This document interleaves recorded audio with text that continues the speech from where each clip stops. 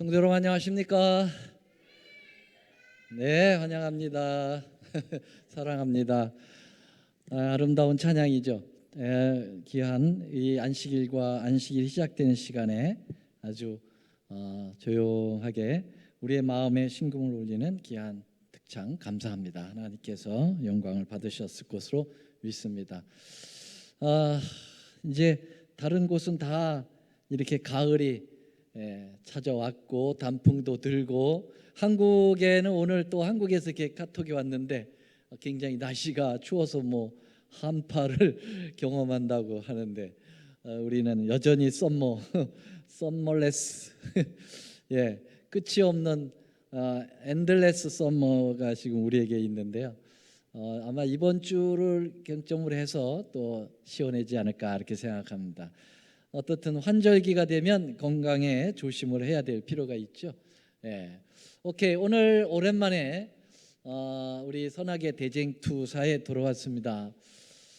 한 몇 주 만에 들어온 것 같아요. 자, 오늘 말씀의 제목은 엘리야의 사명에 나타난 선악의 대쟁투. 몇째 엘리야입니까 오늘?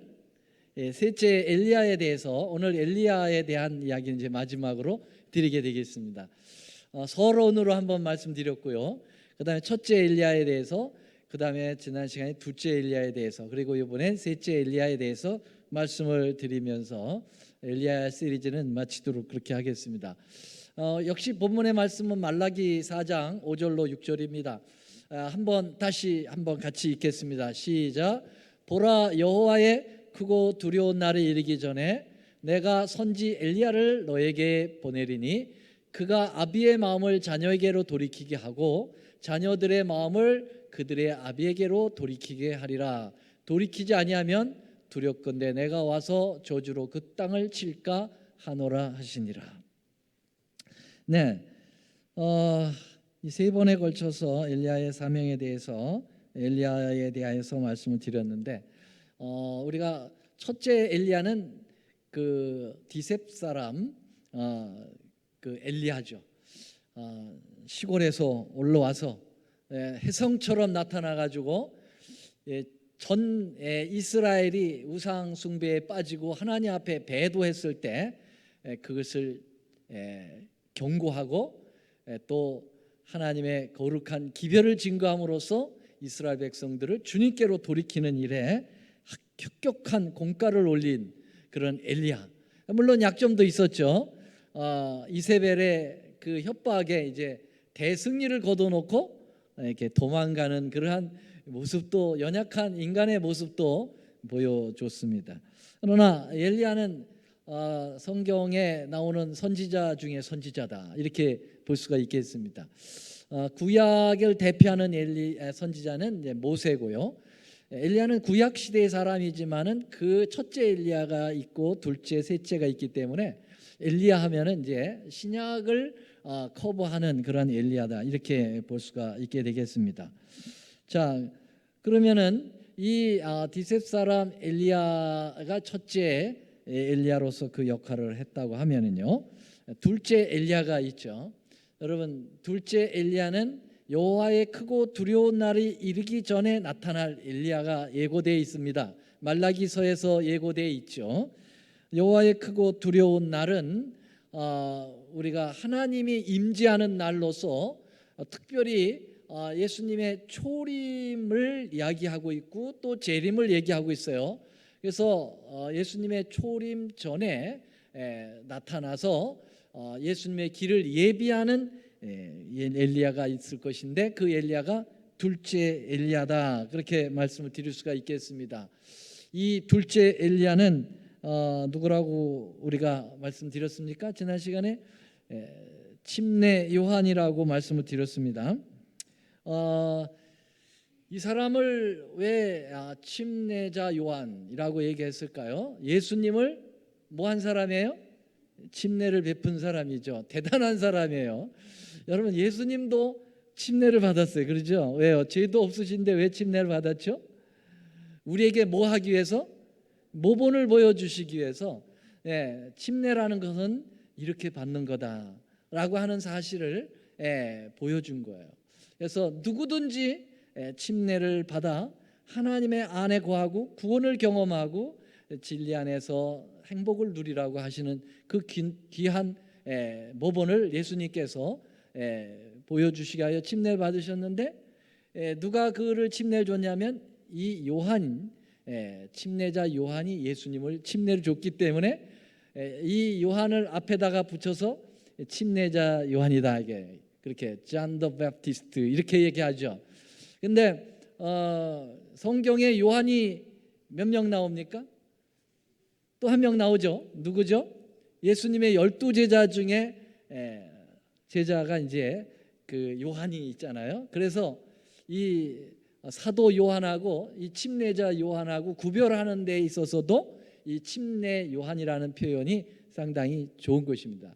그냥 요한하면 이 사도 요한이냐 침례 요한이냐 잘 모르잖아요. 근데 침례 요한을 통해서 이제 이렇게 침례를 앞에다 붙임으로써 두 요한이 이제 이렇게 구별을 할 수 있도록 해 주셨다, 이렇게 볼 수가 있겠습니다.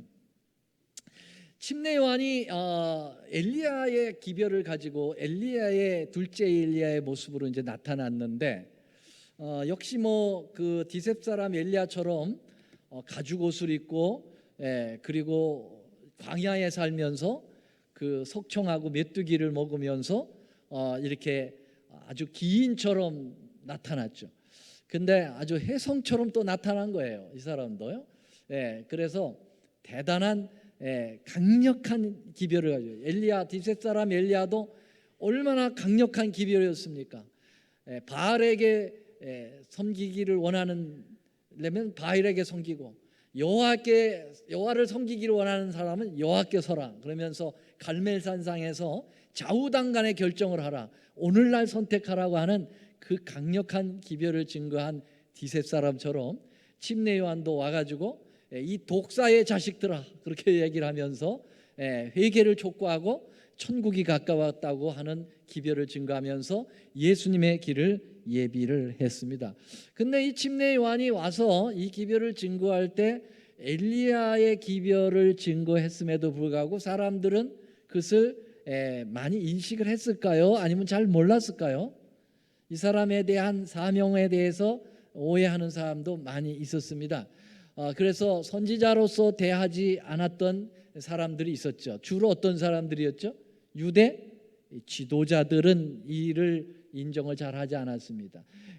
평신도들은 아주 구름대처럼 모여들면서 그 기별을 받아들이려고 애를 썼고 그를 인정을 했고요. 군인들도 와서 우리가 어떻게 했으면 좋겠느냐고, 세리들도 와서 우리가 어떻게 했으면 좋겠느냐고 이렇게 물었습니다마는 지도자들은 침례 요한에 대하여 아주 깨름직하게 생각을 했죠. 자, 여기 보면은 예수님께서 이 상황에 대해서 이렇게 안타까움을 표현하셨습니다. 마태복음 17장 12절 한번 같이 읽어볼까요? 시작. 내가 너희에게 말하노니 엘리야가 이미 왔으되 사람들이 알지 못하고 임의로 대우하였도다. 여러분, 그러면서 이 말은 누가 하신 거예요? 지금 이거는요? 이 말씀 누가 하신 거죠? 예수님이 하신 거죠. 그러면서 인자도 예수님도 이와 같이 그들에게 고난을 받으리라. 이 말은 뭐냐면 침례 요한이 고난을 받았다는 거죠. 그래서 침례 요한이 물론 목배임을 당해서 순교를 당했지만 그것 외에도 그 이전에도 많은 사람들에게 그 특별히 지도자들에게 인정받지 못하고 핍박을 받았다 하는 그러한 고난을, 마음 심적 고난을 당했다고 하는 사실을 예수님께서 이렇게 피력을 하고 계셨습니다. 제대로 선지자 대우를 하지 않았다 이 말이죠. 임의로 대우했다라는 말은 그냥 자기들 생각나는 대로 대우해버렸다, 제대로 대우하지 못했다, 이런 표현입니다. 예수님은 이 침례 요한에 대해서 여러 번 말씀을 하셨어요. 이 침례 요한은 상당한 인물이다, 보통 인물이 아니야, 너희들 급의 인물이 아니다, 그렇게 얘기를 했어요. 뭐 여러분들 아시다시피 여자가 낳은 자 중에 가장 최고다, 그렇게 얘기했어요. 여기 예수님이 마태복음 11장에 저희가 떠나며 예수께서 무리에게 요한에 대하여 말씀하시되 요한에 대하여 말씀을 하셨어요. 너희가 무엇을 보려고 광야에 나갔느냐?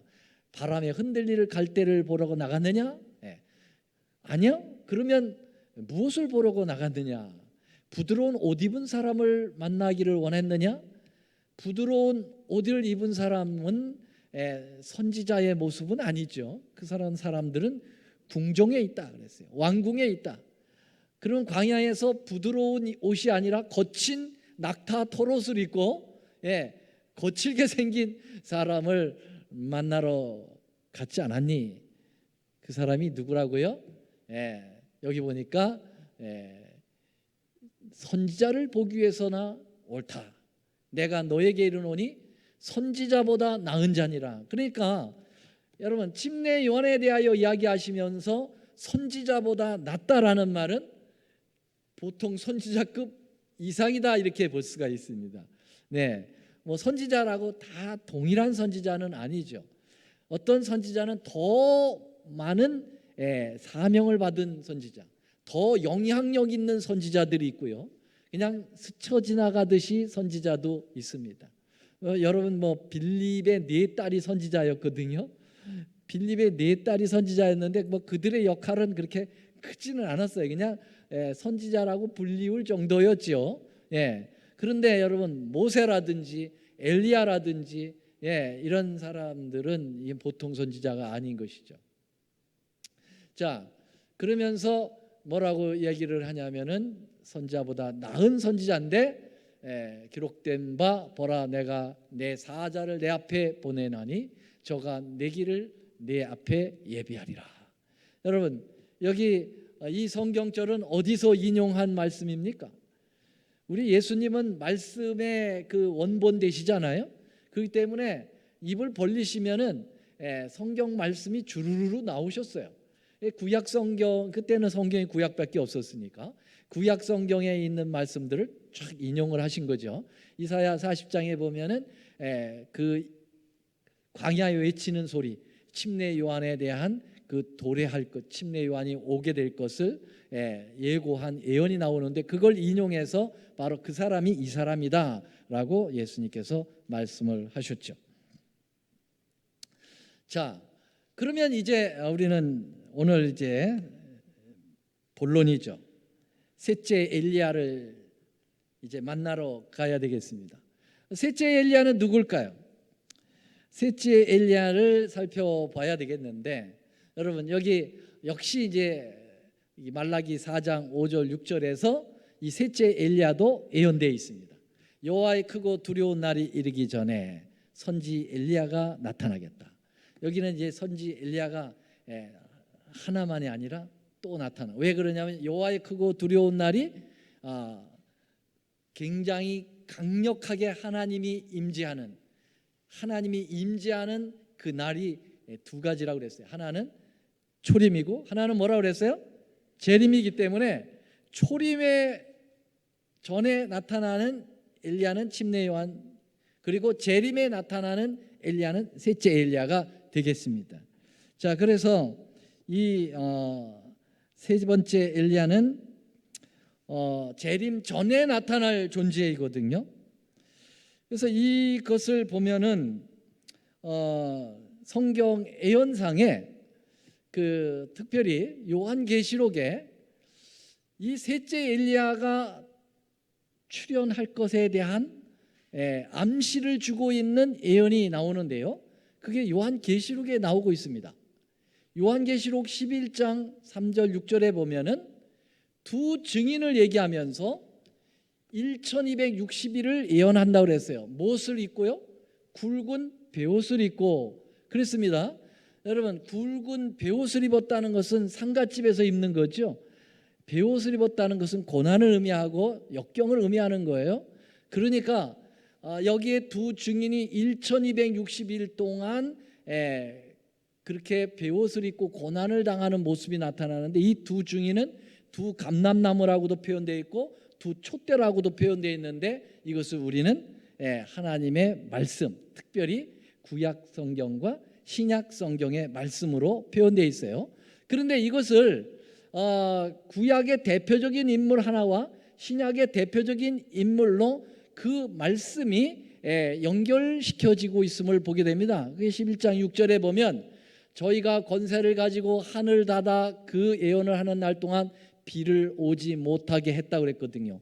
여러분, 비를 오지 못하게 하면서 하나님의 경고의 기별을 증거한 선지자가 누구였죠? 엘리야입니다. 그래서 엘리야의 선지자가 출현할 것에 대하여 언급을 하고 있고요. 그 다음에는 물을 변하여 피가 되게 한다고 하는 건 누구죠? 그것은 바로 모세를 얘기하고 있습니다. 그래서 모세는 구약 선지자로서의 구약을 대표한다고 생각하고 있고요. 엘리야는 신약 성경으로서의 신약을 대표하는 존재라고 볼 수가 있겠습니다.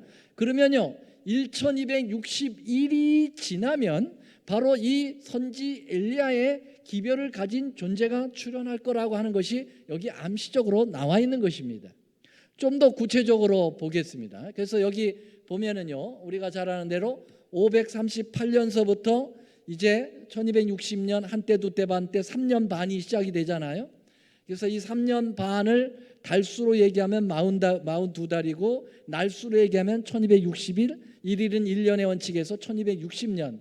그래서 538년 캐토릭 교황권이 형성되던 해를 시작을 해가지고 캐토릭 교황권이 굉장히 큰 상처를 입으면서 일단락 지어졌던 때가 1798년, 바로 요 프랑스 혁명 정부에 의해서 피우 6세가 발렌스 감옥에 갇히고 그 이듬해 옥사해버린 그 사건을 정확하게 역사의 성취로 보게 되는 거죠.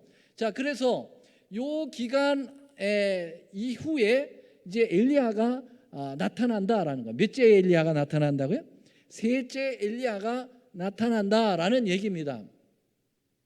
그래서 이 부분을 좀 더 구체화한 것이 요한계시록 2장에 나타나는 7 교회의 기별 가운데 두아디라 교회에 대한 언급을 하면서 요 엘리야의 시대에 나타나는 현상을 요 시대와 적용을 하고 있습니다.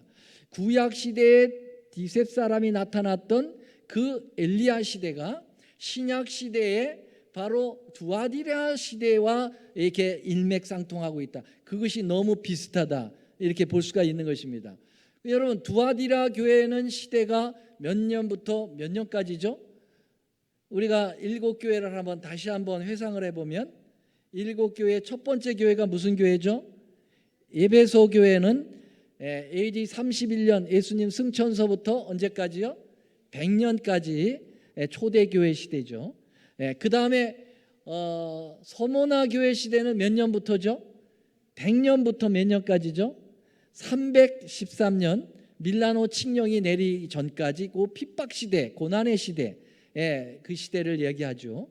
자, 그 다음에 세 번째 교회가 버가모 시대는 313년에서 몇 년까지요? 538년이죠.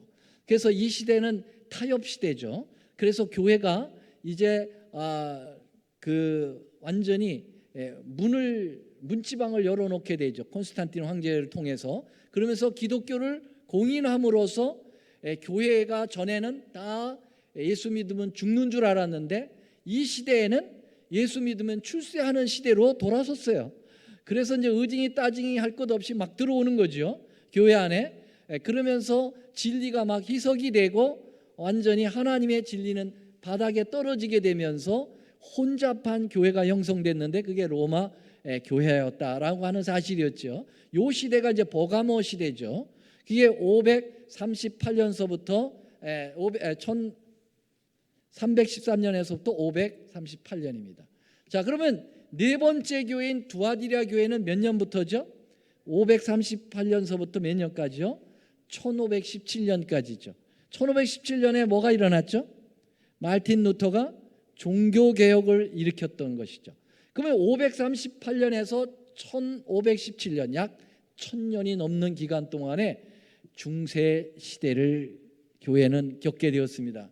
이 중세 시대를 가리켜서 앞에다 꼭 붙이는 게 뭐죠? 중세 암흑 시대다 그랬어요. 왜 암흑입니까?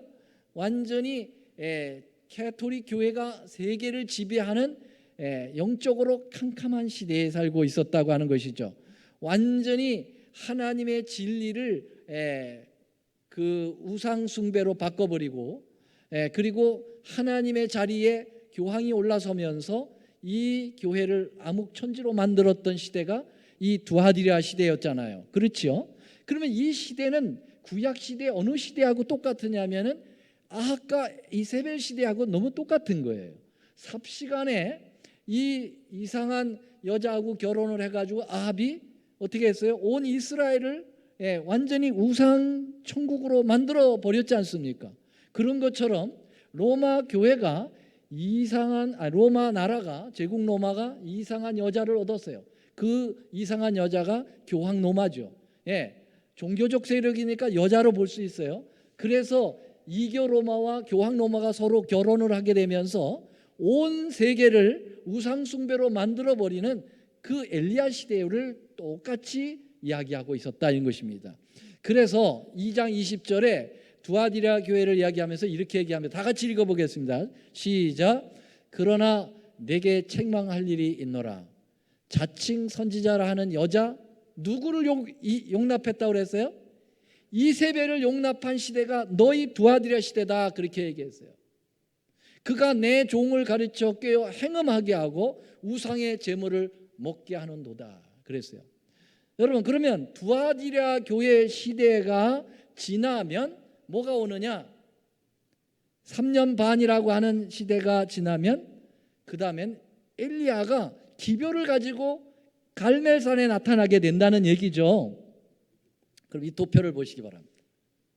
자, 538년에서부터 1798년이 3년 반에 그 엘리야 시대 때의 가뭄 시대를 그대로 표현하고 있어요. 엘리야가 3년 반 동안 내가 말하지 않으면은 비가 오지 않는다, 그러면서 가뭄을 표현했잖아요. 기근을 얘기했잖아요. 그런 것처럼 이 교회사적으로 신약 시대에 영적 가뭄이 3년 반 동안 들은 거예요. 1260년 기간 동안. 그 가운데 뭐가 있어요? 두아디라 시대가 한복판에 있다는 거죠. 538년에서부터 1517년까지요. 자, 그러면은 3년 반에 기근이 멈추면 뭐가 오는 겁니까? 이제 엘리야가 나타나야 되는 것입니다. 무슨 기별을 가지고? 강력한 갈멜산의 기별을 가지고 하나님 편에 서든지 바알에게 서든지 둘 중에 하나를 결정하라고 하는 기별을 가진 엘리야가 나타나야 된다는 것입니다. 그 엘리야가 몇째 엘리야? 셋째 엘리야가 나타난다라고 하는 사실입니다. 자, 그러면 여러분, 이 셋째 엘리야는 누굴까? 우리 셋째 엘리야를 두 부류로 볼 수 있어요. 셋째 엘리야는 첫째 개인적 엘리야의 사명을 가진 존재가 있고요. 또 하나는 집단적, 단체적인 그러한 사명을 가진 단체로 나타내는 엘리야가 있을 거라는 것입니다. 그러면 이 개인적인 셋째 엘리야를 우리는 엘렌 화이트이 아니겠는가라고 유추해 볼 수가 있는 것입니다. 왜 그러냐면 엘렌 화이트의 그 출현이 그 역사적인 시간과 너무나도 동일합니다. 언제였어요? 엘렌 화이트이 하나님의 기별을 가지고 나타난 때가 1844년 12월이었습니다.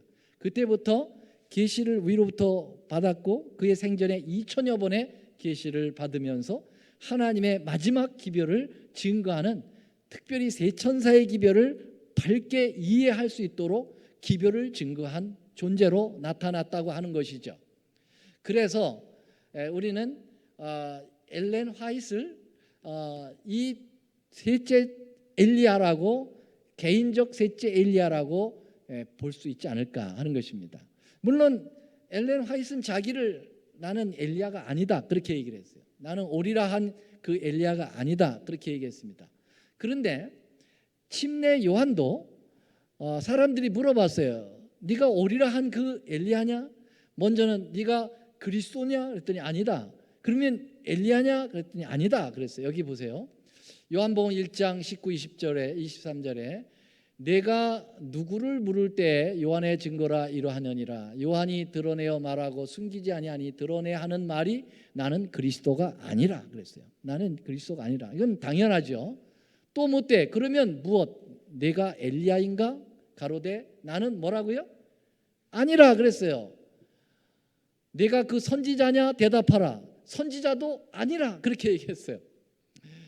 그러면서 23절에 보면 나는 선지자 이사야의 말과 같이 주의 길을 곧게 하라고 광야에서 외치는 자의 소리다. 나는 선지자도 아니고 오리라한 엘리야도 아니고 그냥 광야에 외치는 기별이다, 소리다, 그렇게 얘기했어요. 그리고 그는 정말 이대로 정말 소리가 되어서 외친 다음에 순교의 장에서 이슬처럼 사라져 버리고 말았죠. 자, 이렇게 분명하게 본인은 엘리야가 아니라고 그렇게 이야기했음에도 불구하고 예수님은 침례 요한을 아니다, 그가 엘리야라고 얘기했어요. 여기 마태복음 11장에 보겠습니다. 내가 진실로 너에게 말하노니, 이것이 예수님 말씀하신 겁니다. 여자가 낳은 자 중에 누군 얘기가 나옵니까? 침례 요한보다 큰 이가 일어남이 없도다. 지금 침례 요한에 대하여 얘기하고 있어요. 그러나 천국에서는 작은 자라도 저보다 크다. 침례 요한 때부터 지금까지 천국은 침노를 당하노니 침노한 자는 빼앗느니라. 모든 선지자 및 율법에 예언한 것이 요한까지니 만일 너희가 즐겨받을진대. 다 같이요, 시작. 오리라 한 엘리야가 곧 this man 이랬어요. 이 사람은 누구예요? 이 사람이 오리라 한 엘리야가 곧 이 사람이라 한 그 이 사람이 누굴 가리키는 거예요? 예수님이요. 침례 요한이죠. 자, 침례 요한은 본인은 엘리야가 아니라고 분명히 얘기했지만은 위대하신 예수님께서, 계시의 원본이신 예수님께서 아니야, 저 사람은 겸손해서 자기가 엘리야가 아니라고 했지만 엘리야야, 그렇게 얘기를 했던 것이죠. 엘렌 화이트도 자기가 침례 요한이 아니라고 했지만 그의 기별이라든지 그의 나타난 시기적으로 볼 때 엘리야의 사명을 가지고 나타난 자는 틀림없었습니다. 그는 간접적으로 그가 엘리야의 기별을 증거하는 기별자로서 있었음에 대하여 가려 뽑은 기별 1권 412쪽에 이렇게 얘기하고 있습니다.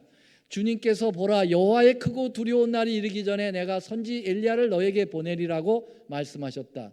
누군가가 엘리야의 정신과 능력을 가지고 나타나야 한다라고 얘기했어요. 이 마지막 때 누군가가 엘리야의 기별을 가지고 나타나야 되는데, 그가 나타날 때 사람들이 그대는 너무나 지나치게 열성을 보인다. 그대는 정당한 방법으로 성경을 해석하고 있지 않다. 내가 그대에게 기별을 전하는 방법을 가르치리라 하면서 이 기별자에 대하여 불신하는 일들이 일어날 것이다. 그런 말을 할지도 모른다. 그렇게 얘기하면서 하나님의 사업과 인간의 사업을 식별하지 못하는 자들이 많이 있다.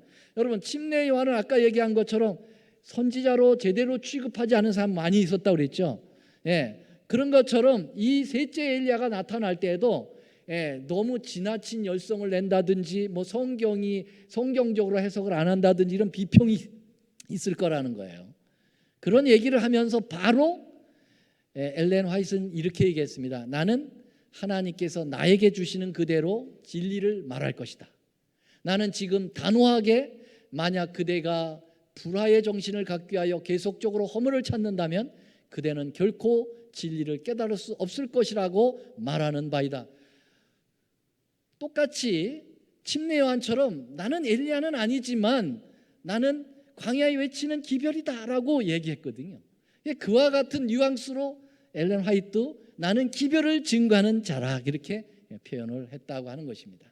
자, 그러면은 이 개인적 오리라한 셋째 엘리야는 엘렌 화이트로 생각을 할 수 있겠다 이렇게 보고요. 그러면 단체적 셋째 엘리야는 누굴까요? 단체적 셋째 엘리야는 누굴까요? 여러분, 우리는 이것을 여러분과 제가 소속되어 있는 제7회 안식일 예수 재림 교회라고 보는 것입니다. 어째서요? 자, 여기 보면은 지금 한때 두때 반때인 1798년이 지나서 셋째 엘리야가 오리라고 했는데요. 엘렌 화이트는 1844년에 이제 기별을 증거하기 시작을 했고요. 그 다음에 이 기별을 가지고 하나님의 진리에 연합한 초교파적 모임들이 있었죠.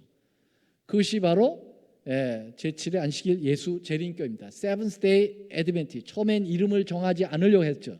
그러나 기별을 증거할 때 조직이 없어서는 일을 할 수 없었기 때문에 결국 조직을 하게 되고요. 그게 언제 출현을 했습니까? 제7안식 예수 재림교회가 공식적으로 이름을 가지고 출현한 것이 1863년도입니다. 자, 그러니까 여러분 셋째 엘리야가 나타난다는 시기적으로 문제가 없어요. 그러면 이 남은 교회가 가지고 있는 기별은 엘리야의 기별 맞습니까? 예, 맞습니다. 하나님의 계명을 지키며 예수의 믿음을 가진, 예수의 증거를 가진 하나님의 남은 교회인 것입니다. 이 교회에는 기별이 있습니다. 무슨 기별이 있어요? 계시록 14장에 나오는 세 천사의 기별을 확실하게 알고 있고 증거하는 교회가 바로 유일한 이 제7안식 예수 재림교회입니다. 그래서 이 교회는 엘리야의 기별을 가지고 있는 것입니다. 좌우당간에 한쪽으로 서라는 것입니다. 하나님을 선택하든지 세상을 선택하든지 세상과 하나님 사이에 놓고 발을 왔다 갔다 하지 말라는 것입니다. 마지막 촉구를 하고 있는 것이죠. 침례 요한이 강력하게 기별했던 그 기별도 똑같았던 거죠. 예수님이 이제 곧 오시니까 그분에게 모든 것을 맡기고 침례를 받고 회개하고 하나님 앞에 바로 서라고 하는 촉구를 침례 요한이 했던 것처럼 이 마지막 때에도 우리 하나님의 귀한 백성들이 이 세상을 향하여 외치는 기별이 바로 기별이에요. 회개하고 돌아와라. 이제는 더 남은 때가 있다 없다? 없다 이거예요. 정말 급하다 이거죠. 이 세 천사의 기별을 가진 이 교회가 엘리야의 기별을 가진 교회가 아니고서는 무엇이겠습니까? 그래서 여러분 여기에 증언의 말씀엔 이렇게 얘기하고 있습니다. 침례 요한은 주의 길을 준비하고 백성을 의인의 슬기로 돌이키기 위하여 엘리야의 심령과 능력으로 나아갔다. 그는 그리스도의 두 번째 나타나심을 위하여, 그리스도의 두 번째 나타나심이라는 말을 두 글자로 하면 뭘까요? 재림을 위하여 그 길을 예비하도록 하나님께서 백성 앞에 제시할 거룩한 진리를 위탁하신 마지막 시대에 살고 있는 사람을 대표한다 그랬어요. 그러면 여러분 엘리야의 기별을 가지고 재림 때에 똑같은 기별을 증거하는 사람들이 있을 거라는 거예요. 그 사람들을 누가 대표한다고요? 침례 요한이 대표하고 있다는 것입니다. 그래서 이 마지막 때에 엘리야의 기별을 가지고 재림의 기별을 증거하는 무리가 있는데 그 기별이 엘리야의 기별이라는 사실입니다. 하나 더 보겠습니다. 그리스도인 선교봉사 165쪽에 보면 지상에서 하나님의 사업이 마칠 때 하나님의 율법에 기치는 하시 한번 높이 들릴 것이다. 거짓 종교가 성행하고 죄악이 넘쳐 흐를 것이며 많은 사람이 사랑이 식어지고 갈바리의 십자가가 보이지 않게 될 것이다. 죽음의 장막 같은 어둠이 세상을 덮을 것이며 유행의 세력이 진리를 대적하고 하나님의 백성을 넘어뜨리는 음모가 꼬리를 물고 일어날 것이다.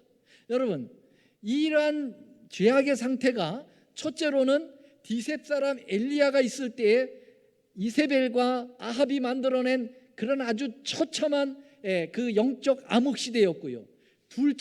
둘째는 두아디라 시대에 가톨릭이 세계를 지배했던 그 시대에도 바로 이렇게 진리가 땅에 떨어지고 종교가 타락하는 그러한 시대를 이야기했고요. 셋째는 언제냐? 바로 오늘날입니다. 오늘 우리가 살고 있는 시대는 어쩌면은 그 두아디라 시대보다도 더, 어쩌면은 엘리야 시대, 디셉 사람 엘리야 시대보다도 더 노아의 때와 같다고 했으니까요. 여러분 노아의 때는 하나님께서 기법했어요. 이 세상에 대하여 기법하셨어요. 더 이상 이 세계를 내버려 둘 수가 없었어요. 그래서 이 지구 전체를 물속에 집어넣었다가 빼는 침례를 베풀었던 거 아닙니까? 여러분 지금 이 지구가 그렇습니다. 이리 보고 저리 보고 봐도 얼마나 세상이 악한지, 너무너무 타락해도 너무너무 타락했어요. 성적으로 여러분 부패하고 도덕적으로 양심적으로 그리고 종교적으로 모든 면에 있어서 완전히 채 바닥을 치고 있어요. 소돔과 고모라가 유황불로 멸망을 당하던 바로 그 당시처럼 더 이상 하나님이 보고 참을 수가 없을 만큼 하나님을 완전히 배도한 시대가 바로 이 시대입니다. 그럴 때 여기 보니까 그러나 최대의 위기의 때, 여기 보니까 이 시대를 최대의 위기라고 그랬어요. 여러분, Great Crisis입니다. 가장 강력한 위기, 그 위기가 바로 이 시대예요. 어쩌면은 저는요, 이 시대 중에, 특별히 이 마지막 시대 중에 이 코로나 시대가 최고의 위기의 때가 아니냐. 여러분, 이때 엘리야의 하나님께서는 인간을 도구로 사용해서 침묵시킬 수 없는 기별을 전하게 하실 것이다 그랬어요. 누굴 통해서? 하나님의 남은 교회를 통해서. 여러분, 우리는 엘리야, 셋째 엘리야를 먼 데서 찾을 필요가 없어요. 뭐 어떤 때는 말이죠, 누구의 엘리야가 나타났다 그러면서 시험을 기르고 하얀 옷을 입고 나타나는 그런 이상한 거짓 선지자도 있어요. 또 한때는 그 박명호라고 하는 사람, 이 사람이 자기가 엘리야라고 그래가지고 노아 방주를 만들어 놓고 거기에 이제 오라고, 거기 들어오지 않으면 죽는다 그 얘기했던 그 거짓 그 엘리야, 그런 엘리야를 우리는 속지 않습니다. 엘리야의 단체적인 엘리야의 기별을 가진 이 교회는 하나님의 남은 교회인 것입니다. 여러분들은 그 기별을 가진 소중한 존재들입니다. 하나님께서 여러분들을 통해서 일을 할 것으로 저는 믿습니다. 여러분, 분연히 일어서셔야 합니다. 셋째 엘리야들이시오, 일어나서 하나님의 기별을 증거하시는 믿음의 백성들이 모두 되시기를 간절히 바라면서 말씀을 드리겠습니다. 사랑의 아버지, 여호와의 크고 두려운 날, 정말 그 날이 또다시 임박해 있습니다. 초림이 분명한 역사적 사건으로 존재했듯이 여호와의 크고 두려운 날 재림도 분명히 우리 눈앞에 도래될 것으로 믿습니다. 예수님은 300번이나 내가 다시 오겠다고 약속을 하셨습니다. 주님, 그 전에 엘리야의 기별을 가진 자들을 하나님께서 일으키시고 기별을 증거하겠다고 말씀하셨는데, 주님, 오늘 말씀을 연구해 보니 바로 그 기별자들이 오늘 여기에 있는 저희들이었음을 알게 되었습니다. 아버지여, 이 기별을 나팔같이 날릴 수 있도록 도와주시고, 주님, 복음의 선구자로서 빛을 밝히기 위하여 아감에게 일어설 수 있는 믿음의 큰 하나님의 종들이 되도록 축복하여 주시옵소서. 예수님의 이름으로 간절히 기도 올리옵나이다. 아멘.